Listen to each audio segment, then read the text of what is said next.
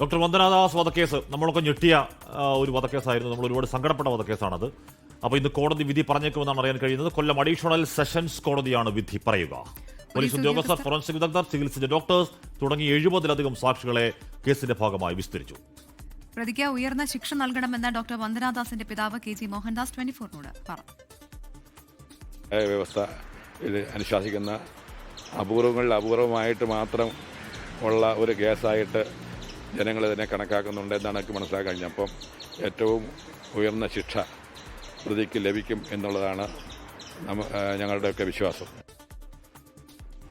വിവരങ്ങളുമായി സൂര്യഗായത്രി കൊല്ലത്ത് നിന്നും, ഒപ്പം ടോബി ജോൺസൺ കോട്ടയത്ത് നിന്നും ചേരുകയാണിത്. സൂര്യഗായത്രിയിലേക്ക് പോകുന്നു. സൂര്യ, എപ്പോഴാകും ഈ വിധി വരിക?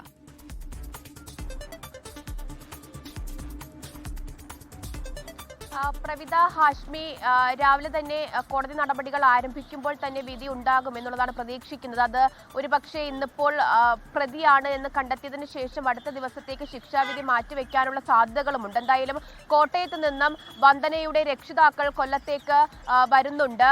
അത് തങ്ങൾക്ക് നീതി ലഭിക്കുമെന്നുള്ള പ്രതീക്ഷയോട് കൂടിയാണ് വന്ദനയുടെ കുടുംബം കൊല്ലം അഡീഷണൽ സെഷൻസ് കോടതിയിലേക്ക് വിധി കേൾക്കാനായിട്ട് ഇന്നിപ്പോൾ എത്തുന്നത്. ഈ കേസുമായി ബന്ധപ്പെട്ട് ഇതിനോടകം തന്നെ വിചാരണ പൂർത്തിയായി കഴിഞ്ഞു. 22 തൊണ്ടിമുതലുകളും അതുപോലെ തന്നെ 207 രേഖകളുമാണ് കോടതിയിൽ ഹാജരാക്കിയിരിക്കുന്നത്.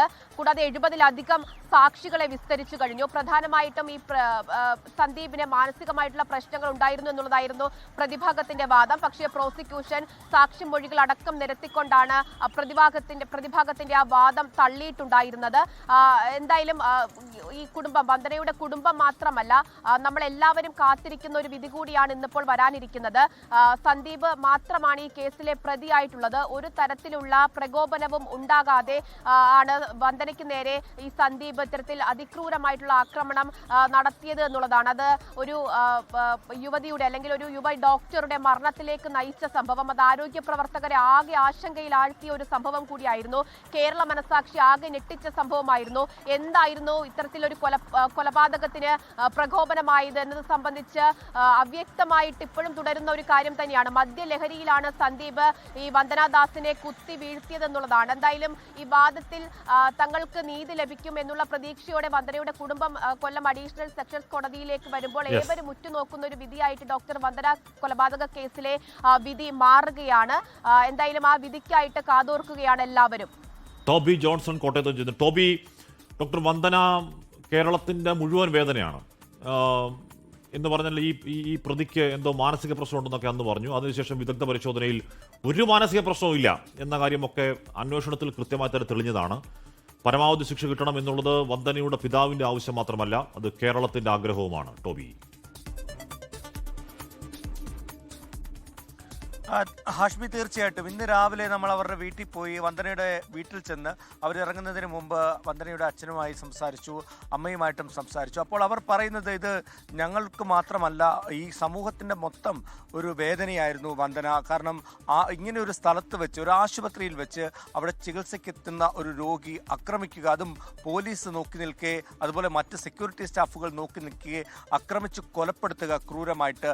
അങ്ങനെ ഒരു സംഭവം ഇനി നമ്മുടെ കേരളത്തിലോ അല്ലെങ്കിൽ ഇന്ത്യയിലോ ഒന്നും തന്നെ എങ്ങും ഉണ്ടാകരുത് എന്നുള്ളൊരു ആഗ്രഹമാണ്, ഇതാണ് അവർ മുന്നോട്ട് വെച്ചത്. അതുകൊണ്ട് തന്നെ പരമാവധി ശിക്ഷ, കാരണം അപൂർവങ്ങളിൽ അപൂർവമായിട്ടൊരു സംഭവമായി തന്നെ ഇതിനെ ജനങ്ങൾ കാണുന്നുണ്ട്. അതുകൊണ്ട് കോടതിയും അങ്ങനെ കാണുമെന്നുള്ളൊരു പ്രതീക്ഷ അവരും മുന്നോട്ട് വെക്കുന്നുണ്ട്.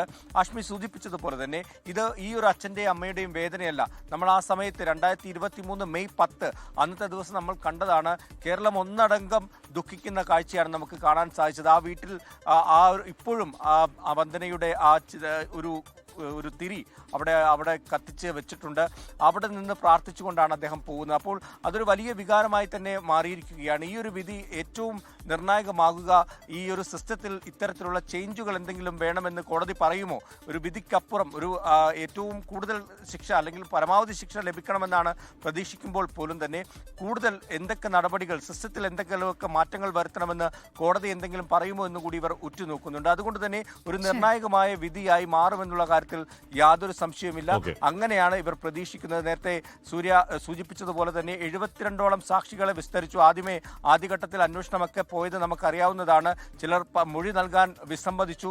എന്നാൽ അവസാനം അവരെല്ലാം കൃത്യമായി നടന്ന കാര്യങ്ങൾ ഈ കോടതിയിൽ വന്ന് പറഞ്ഞു എന്നുകൂടി നമുക്ക് മനസ്സിലാക്കാൻ സാധിക്കുന്നു. അതുകൊണ്ട് തന്നെ ഒരു നീതി ലഭിക്കുമെന്നാണ് ആ കുടുംബവും നീതി ലഭിക്കണം. കാര്യം ഡോക്ടർ വന്ദനാദാസിന്റെ ശവകുടീരത്തിൽ രാവിലെ വന്ദനയുടെ പിതാവ് ഒരു തിരി കൊളുത്തുന്നുണ്ട്. അപ്പോൾ ആ തിരി വന്ദന എന്ന ഓർമ്മയുടെ രൂപത്തിൽ മലയാളികളുടെ ഹൃദയത്തിനകത്തുള്ള ഒരു നുറുങ്ങ് തിരിയാണ്. അപ്പോൾ ആ നീതി കിട്ടണമെന്നത് അദ്ദേഹത്തിന്റെ അവരുടെ പിതാവിന്റെ മാത്രം ആവശ്യമല്ല, കേരളം ഒന്നാകെ ആഗ്രഹിക്കുന്നുണ്ട്. കാരണം ഒരു നാടിന്റെ പ്രതീക്ഷയായിരുന്നു സന്ദീപ് എന്ന നരാധവന്റെ കത്തി മുനമ്പിൽ ജീവൻ നഷ്ടപ്പെട്ട ഡോക്ടർ വന്ദനാദാസ്. ലോകത്തെവിടെയായാലും ഏത് സമയത്തും 24 വാർത്തകളും ഓഗ്മെന്റഡ് റിയാലിറ്റി പാക്കേജുകളും എക്സ്പ്ലെയിനറുകളും വിശദമായി കാണാൻ ഞങ്ങളുടെ യൂട്യൂബ് ചാനൽ നിങ്ങൾക്ക് സബ്സ്ക്രൈബ് ചെയ്യാം.